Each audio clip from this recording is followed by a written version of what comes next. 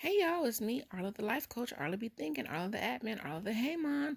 I'm here with my second part of my video about what God showed me at church. So I had went to this I don't know if it was a meditation center or a Buddhist center, someplace in Berkeley when I was like trying to figure some stuff out. And I parked across the street from this church. I don't know if it was a Baptist church or a Church of God in Christ. I think it might have been Kojic. So anyway, then I walked over and I went to this little center, and I can't even remember where it was because COVID done came to town, everything got closed, people don't go, blah blah blah blah. But I noticed with that one, they worshipped everybody. Jesus was called, Gandhi was called, just like all of the deities. They gave homage to all of them, and then they did meditation, and then they did like these chants and stuff like that. And then they did some songs, and then they brought a message and all that stuff, and it was cool, but I was like, what the heck?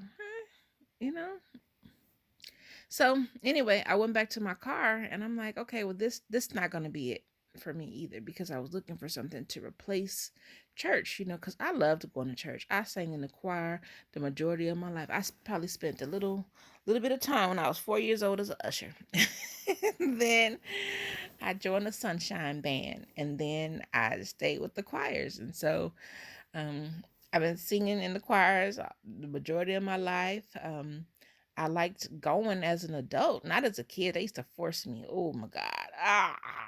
But anyway, at one point I did love going to church. And so I was trying to find something to replace it, because I couldn't,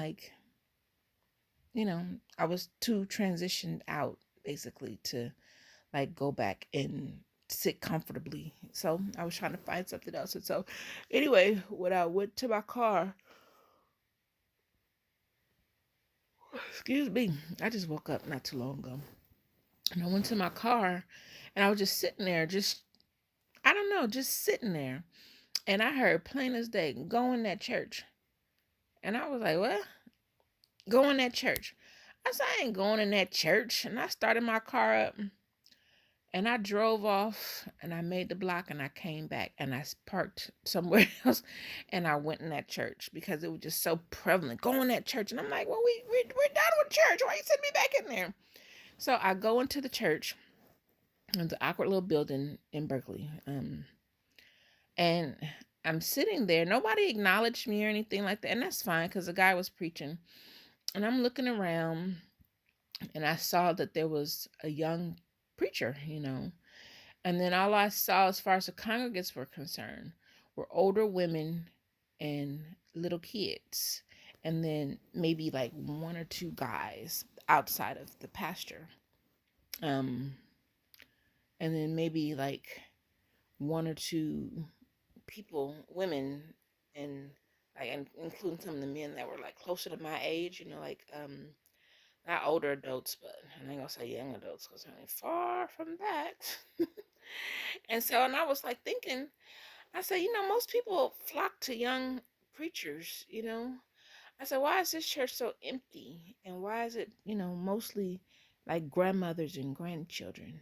And one of the things that I was told during that church service, was that people don't go to church for God.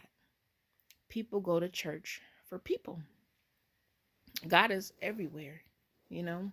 God is within us, God is outside of us, God is everywhere, right?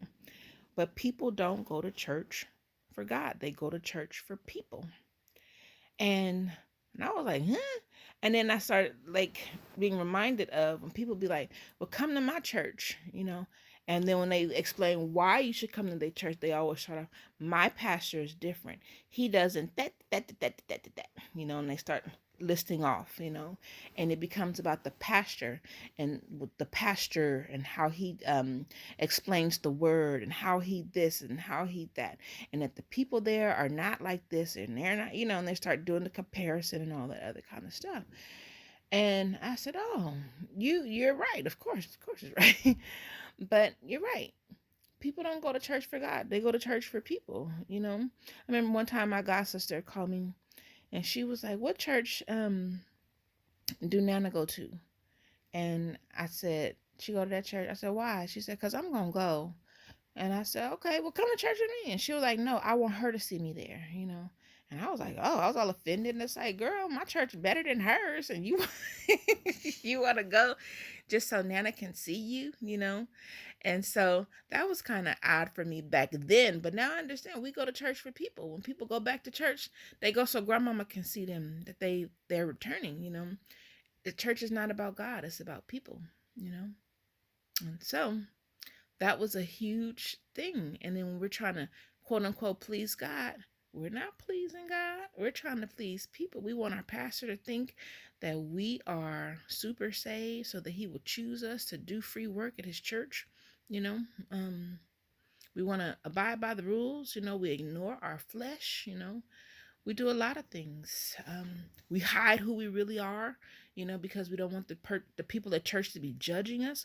So we do a lot of things that are people centered and people oriented, you know, in regards to church. But it don't be about us as people, you know, because we're so busy trying to please the people at church that we are miserable. You know, you ain't married, but you can't have sex. They said don't fornicate. But do you know how hard that is to ignore your nature, your sexual nature? Your body was designed, especially as a woman, your body was designed to receive a man. Woo. And if you don't receive a man, that's stressful. It's devastating, you know, but we do it all the time. And then if we do have sex, then we're ashamed. Oh, and don't get pregnant. Oh my God. Then you're ashamed of your baby. You're ashamed that you had sex. You're ashamed that you defied God, even though God put the desire in you, So it's a lot, a lot of things. And I guess that'll be something that I can cover, that I will cover next, because we are sick in our bodies and a lot of things because we ignore who we are. We become so what they say, you so heavenly bound, you ain't no earthly good. And your earthly self is failing, your earthly health, your earthly state of mind, and all the stuff that you need to survive here on this earth is failing, because we're so worried about the afterlife that we don't consider the life that we're in right now. And you have to consider the life that you're in right now, or else all kind of things are going to happen, So, not to make this video too long, I'm going to come back in the next. Okay, peace again.